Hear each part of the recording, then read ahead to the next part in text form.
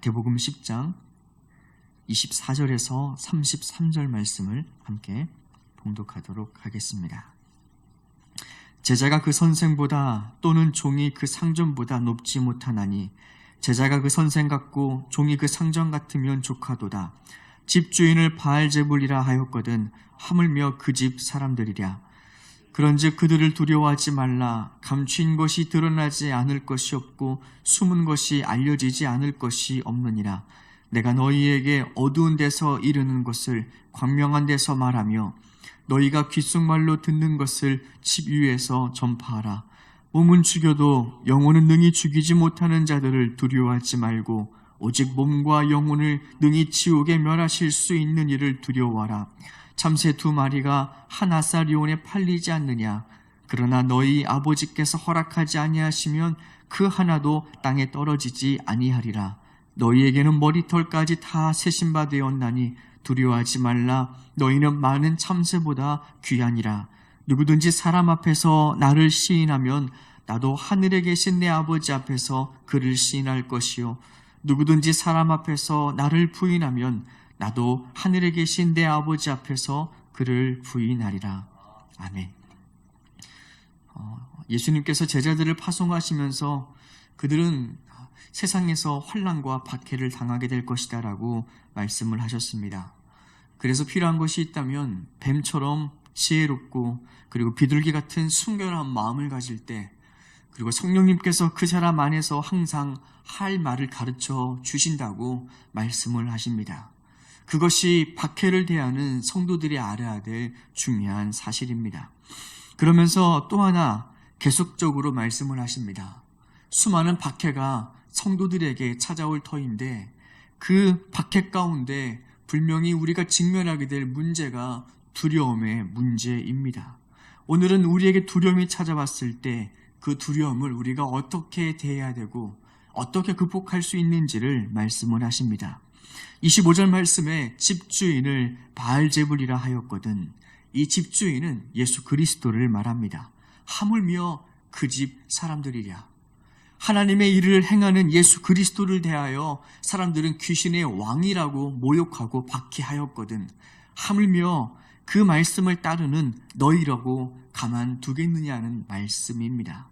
박해는 피할 수 없는 것이고 예수 믿는 자들이 복음을 가지고 삶을 살아갈 때 직면할 수밖에 없는 것이 성도의 박해라고 말씀하십니다.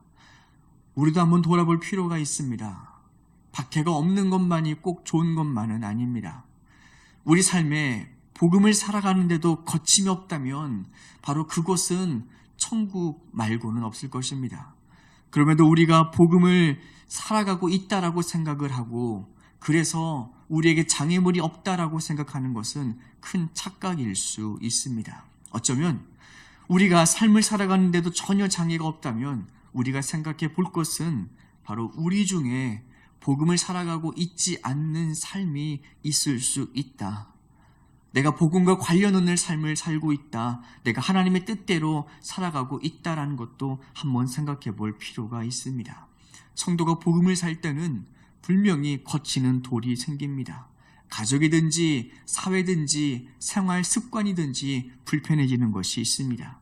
무엇이 되었든지 우리 삶에 찾아오는 그 두려움에 대해서 주저하지 말고 예수님은 오늘 담대하게 복음을 전하고 두려워하지 말라라고 말씀을 하십니다. 예수님이 오늘 본문에서 박해 같은 것을 두려워하지 말라라고 말씀하시는 이유는 바로 악이 우리의 삶에 미치는 영향력의 한계가 분명하기 때문입니다. 28절에서 이렇게 말씀하십니다. 몸은 죽여도 영혼은 능히 죽이지 못하는 자들을 두려워 말고 오직 몸과 영혼을 능히 지옥에서 멸하실 수 있는 이를 두려워하라. 하나님은 세상에서 악이 우리에게 미칠 영향력과 범위를 정해두셨다라고 말씀하십니다. 시편 104편에 보면 이런 말씀이 있습니다. 주께서 물의 경계를 정하여 넘치지 못하게 하셨느니라.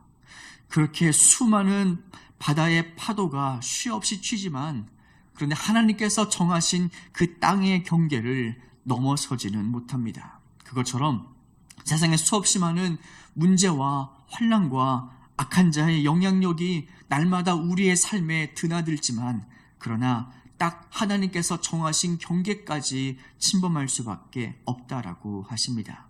예수님이 이 말씀을 통해서 우리에게 중요한 것을 말씀하십니다. 우리가 육신의 상황을 염려하고 걱정하는 것보다 더욱더 중요한 영적인 문제에 신경 쓰라라고 하십니다. 고린도전서에 이런 말씀이 있습니다. 만일 우리가 육신의 생명만 있다면 그리스도보다 더욱더 불쌍한 자가 없다라고 하시고, 만약에 그리스도인들에게 육신의 생명만이 있다면 우리의 믿음도 헛것이라라고 말씀하십니다. 우리는 육신의 안위를 생각하는 것보다 더욱더 중요한 영적인 문제, 영혼의 문제가 있다라고 하십니다. 히브리서 9장에서 말씀하시지요. 한 번 죽는 것은 사람에게 정하신 것이요 그 후에는 심판이 있느니라. 그 영혼의 돌봄은 하나님의 주권과 하나님의 손에 있으니 어느 누구도 이 영혼의 문제를 해할 수가 없다라는 것입니다.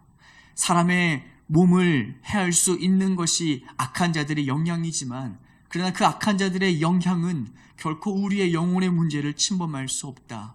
그리스도를 믿고 사는 자들의 문제는 하나님께서 주관하시고 붙드신다. 그러니 두려워하지 말라라고 예수님께서 오늘 본문에서 분명하게 말씀하십니다. 악의 경계가 있습니다.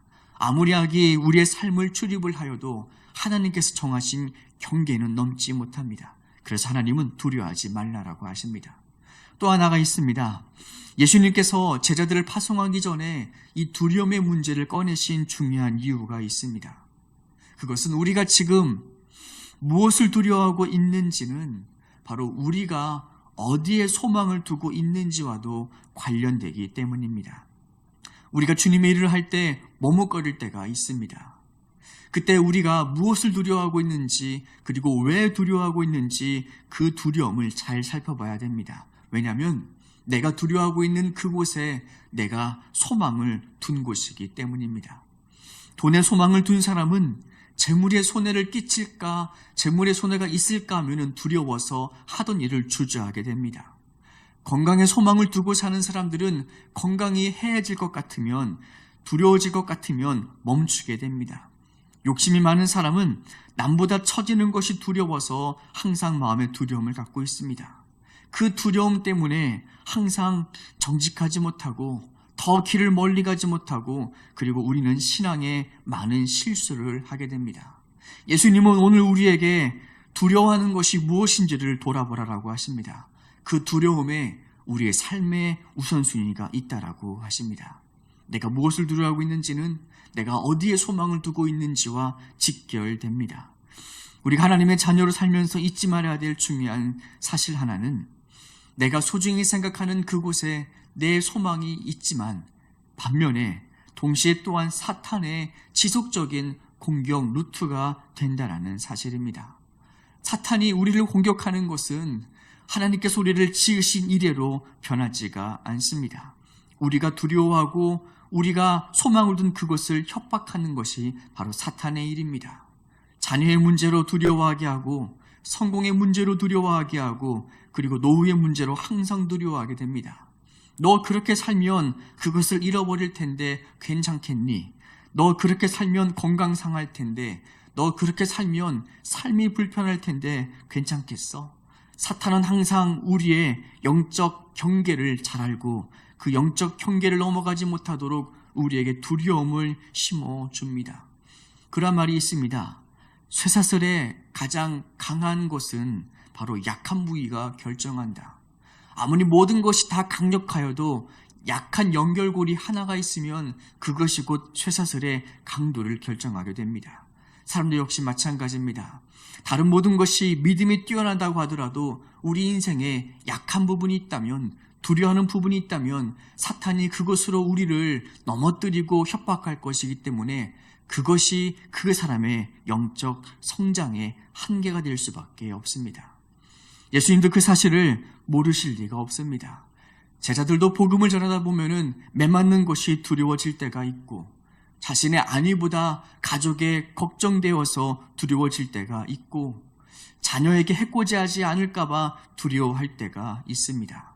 바로 예수님도 그것을 모두 아셨기 때문에 제자들에게 이 두려움에 대한 분명한 한계와 그리고 하나님을 바라보게 하심으로 그 두려움의 문제를 극복시키고자 말씀을 하시는 것입니다. 예수님은 우리가 두려워야 될 분이 따로 있다라고 말씀하십니다.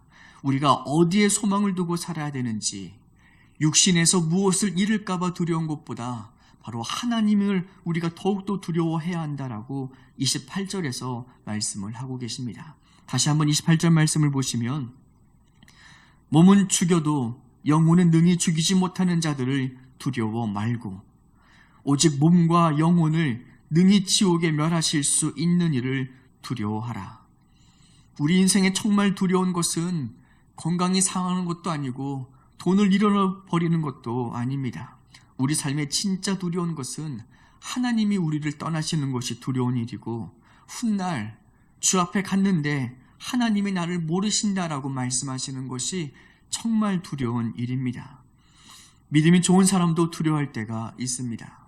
우리가 알고 있는 유명한 시편 121편은 다윗의 고백입니다. 그때 다윗이 이렇게 말을 합니다. 내가 산을 향하여 눈을 들리라. 나의 도움이 어디서 올까? 사실 이 질문은 자기 자신에게 던지고 있는 질문입니다. 다윗이 무엇 때문인지 모르지만 그의 인생에 엄청난 두려움이 밀려왔습니다. 다윗도 사람이었기 때문에 죽을까 염려가 되었고, 왕의 자리를 잃을까 염려가 되었고, 내게 무슨 문제가 닥칠까 염려가 되었던 것입니다. 두려워하고 있는 그 순간에 다윗이 스스로에게 질문합니다. 네가 무엇을 두려워하느냐? 너의 도움이 어디서 오는지 알고 있느냐? 스스로에게 질문을 던집니다. 너의 도움은 천지를 지으신 하나님께로부터 오는데 왜 그 사실을 잊고 있느냐? 스스로 자문자답하면서 답을 찾아가는 것이 바로 시편 121편의 문제입니다. 다른 곳에 소망을 두다가 두려움이 생기고 하나님을 잃어버리게 되자 다시금 눈을 들어 내가 산을 향하여 눈을 들리라. 하나님이 계신 그 성전을 향하여 눈을 들 때 바로 다윗의 연약했던 두려움이 회복되는 것을 볼 수 있습니다. 다윗은 하나님을 지속적으로 바라봅니다.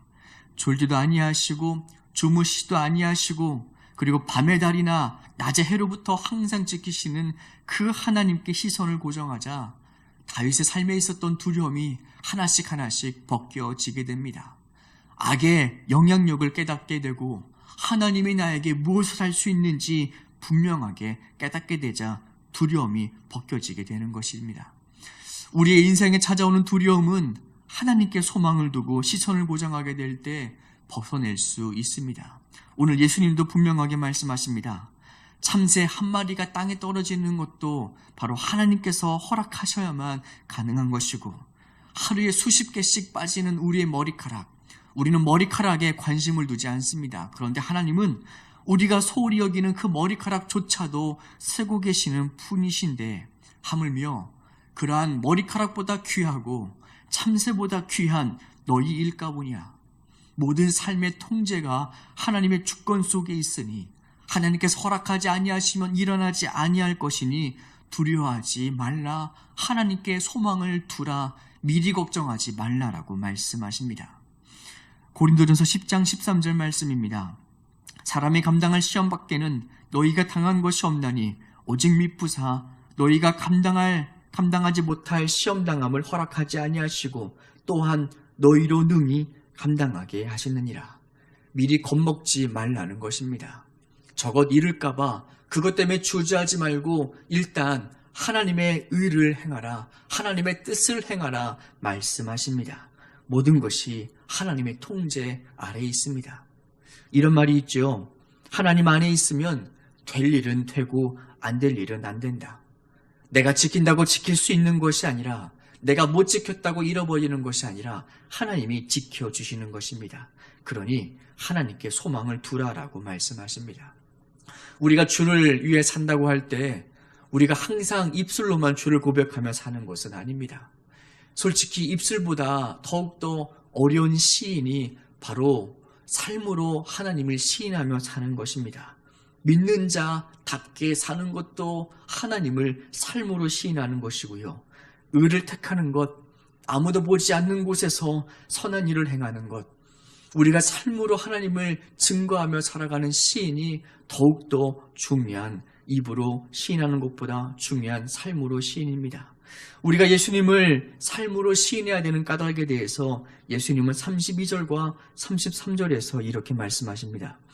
누구든지 사람 앞에서 나를 시인하면 나도 하늘에 계신 내 아버지 앞에서 그를 시인할 것이요, 누구든지 사람 앞에서 나를 부인하면 나도 하늘에 계신 내 아버지 앞에서 그를 부인하리라. 이 말씀이 위로가 되기도 하지만 두려움이 되기도 합니다. 당시 예수님께서 말씀하십니다. 그때 수많은 선지자들이 와서 귀신을 쫓아내고 권능을 행했는데, 그때 그날에 예수님께서 내가 너희를 알지 못한다라고 그들을 부인하실 때도 있다라고 하십니다. 그리고 예수님은 그들을 향해 이렇게 말씀하십니다. 다만 하늘에 계신 내 아버지 뜻대로 행하는 자라야만 천국에 들어갈 수 있다. 그들이 선지자 노릇을 하고 권능을 행하고 겉으로 볼 때는 열심히 신앙생활을 하는 것처럼 보이지만 그들의 삶에는 하나님의 뜻을 행함이 없었다라는 것입니다. 삶의 진리를 잃어버렸고 정직함을 잃어버렸고 공의를 잃어버린 그 사람의 삶에는 하나님의 뜻이 없었다. 그러한 자들은 하나님께서 하나님 앞에서 나중에 내가 저를 안다라고 시인하지 못한다라고 말씀하십니다. 이 말씀이 우리에게 두려움이 되기도 하지만 반면에 정직하게 정의와 공의를 행하며 오늘도 삶으로 복음을 살아가는 자들에게는 위로가 됩니다. 믿음을 지키기 위해서 가난해지는 것도 하나님을 시인하는 것이고요. 그리고 내 입에 거짓말과 거짓 생각을 담지 않는 것도 하나님을 시인하며 사는 것이고요. 각자의 삶의 방법은 다르지만 그러나 하나님을 삶으로 시인하며 살 때 하나님께서 나중에 그를 인정해 주신다라고 말씀하십니다. 우리가 함께 기도했으면 좋겠습니다. 이 시간 기도할 것은요, 우리 삶에 혹 여러분들이 지금 갖고 있는 두려움은 무엇입니까?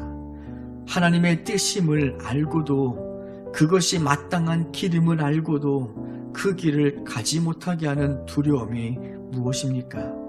하나님보다 앞선 그 우상을 바로 하나님께서 제거하라라고 말씀하시고 우리의 소망을 주께 두라라고 말씀하십니다. 미리 겁먹지 말고 사탄이 주는 두려움에 겁에 질려 살아가지 못하는 것이 아니라 하나님께 소망을 두고 하나님께서 모든 주권을 다 갖고 계시고 있으니 두려워하지 말고 살아가라라고 말씀하십니다. 오늘 우리가 두 가지 기도, 하나는 하나님, 내가 그것이 두렵습니다. 건강 때문에 두렵고 재산 때문에 두렵고 자녀가 어떻게 될까봐 두렵고 그 두려움을 내려놓게 하시고, 또 하나 하나님께 소망을 두고 살아갈 수 있는 하루가 되게 해달라고 이 시간에 함께 합심으로 기도하겠습니다.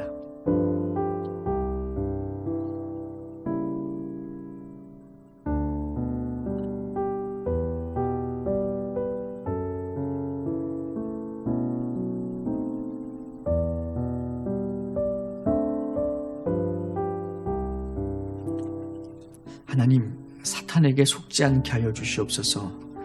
항상 영적인 경계에 그 하나님 계신 곳을 넘어가려 할 때 사탄이 주는 두려움, 사탄이 주는 겁, 이것을 먹고 지레 아버지여 되돌이키지 않고 우리가 하나님을 믿고 소망을 둠으로 굳건하게 담대하게 살아갈 수 있는 우리 모두가 되게 하여 주옵소서. 예수님의 이름으로 기도드립니다. 아멘. 주님의 기도를 함께 드리겠습니다. 하늘에 계신 우리 아버지, 아버지의 이름을 거룩하게 하시며 아버지의 나라가 오게 하시며 아버지의 뜻이 하늘에서와 같이 땅에서도 이루어지게 하소서. 오늘 우리에게 일용할 양식을 주시고 우리가 우리에게 잘못한 사람을 용서하여 준 것 같이 우리 죄를 용서하여 주시고 우리를 시험에 빠지지 않게 하시고 악에서 구하소서. 나라와 권능과 영광이 영원히 아버지의 것입니다. 아멘.